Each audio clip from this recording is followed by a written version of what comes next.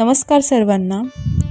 आज आपण या व्हिडिओमध्ये बघणार आहोत दीप अमावस्येच्या दिवशी काय करावे, दिव्यांची पूजा कशी करावी, दिवे किती लावावेत, कणकेचे दिवे लावावे का नाही लावावे, मंत्र कोणता बोलावा।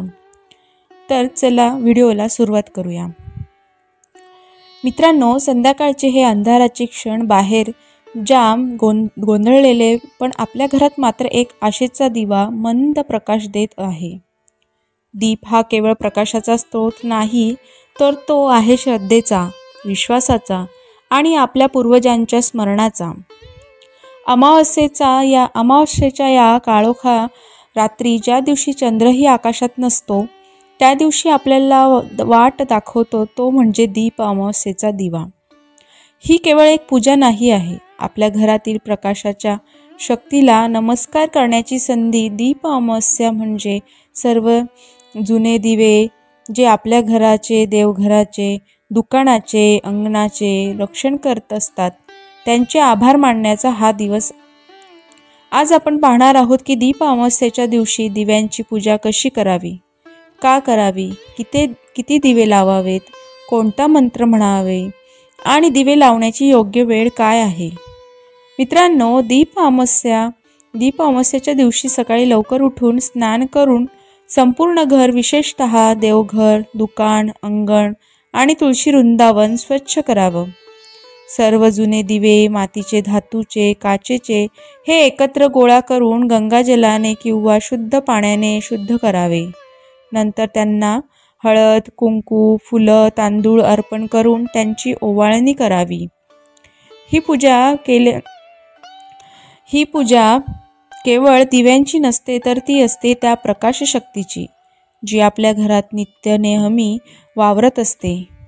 मित्रांनो, दीप अमावस्या या वर्षी 24 जुलैच्या दिवशी आहे आणि 24 जुलैच्या दिवशी तुम्हाला दीप अमावस्या साजरी करायची आहे। या दिवशी आपल्या घरातले जुने, नवीन सगळे दिवे स्वच्छ करून त्यांना प्रज्वलित करण्यात येते। त्यासोबतच कणकेचे दिवे सुद्धा तयार करायचे असते। हे कणकेचे दिवे म्हणजे पिठाचे दिवे 11, 21 या संख्येत करावे, कमीत कमी 11 तरी करावे। कणिक हे अन्नदात्याचे प्रतीक आहे आणि त्यातून बनवलेले दिवे हे नैसर्गिक, सात्विक आणि पवित्र मानले जातात। असे दिवे घरात लावल्याने घरातील नकारात्मकता नाहीशी होते। भूत दोष, पितृदोष, वाईट नजर यापासून रक्षण मिळते।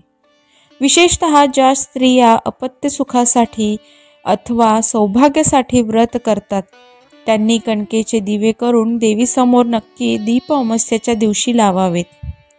आता या दिवशी किती दिवे लावावेत, तर कणकेचे 11 दिवे कमीत कमी लावावे आणि बाकी इतर दिवे जे आपल्या घरातील जुने, नवीन दिवे आहेत, मातीच्या पंत्या आहेत, ते सर्व संख्येमध्ये नाही, जेवढे असतील तेवढे तुम्ही त्यांना स्वच्छ करावे आणि ते प्रज्वलित करावे। फक्त तुटलेले, फुटलेले, खंडित झालेले दिवे लावायचे नाहीत। आता दिवे कुठे लावायचे, तर हे दिवे देवघरात लावावे। एक चौरंग पाट घ्यावा आणि त्यावर व्यवस्थित सर्व दिवे सजावट करतो तसे रचावे आणि ते दिवे प्रज्वलित करावे। फुलांची आरास करावी आणि एका ताटामध्ये 11, 21 जेही तुम्ही कणकेचे दिवे केले असेल ते एका ताटात लावावे। अशा रीतीने हे दिवे तुम्ही लावू शकतात।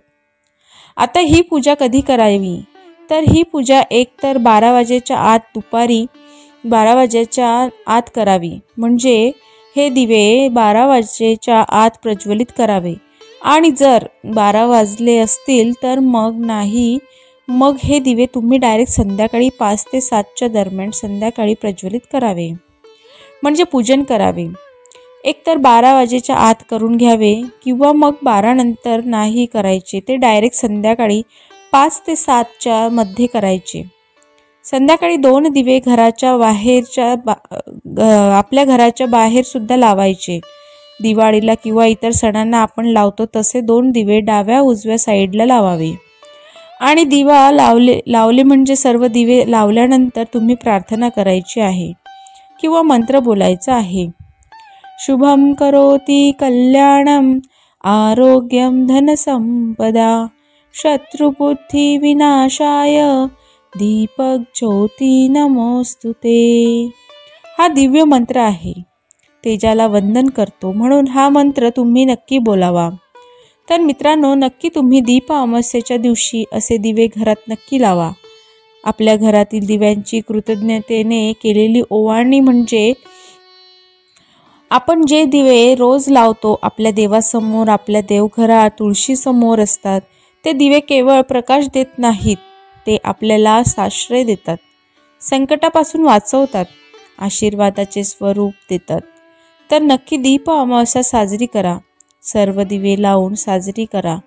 नक्की एक शक्ती घरात येईल. ही माहिती तुम्हाला आवडली असेल तर लाईक आणि शेअर करा. धन्यवाद.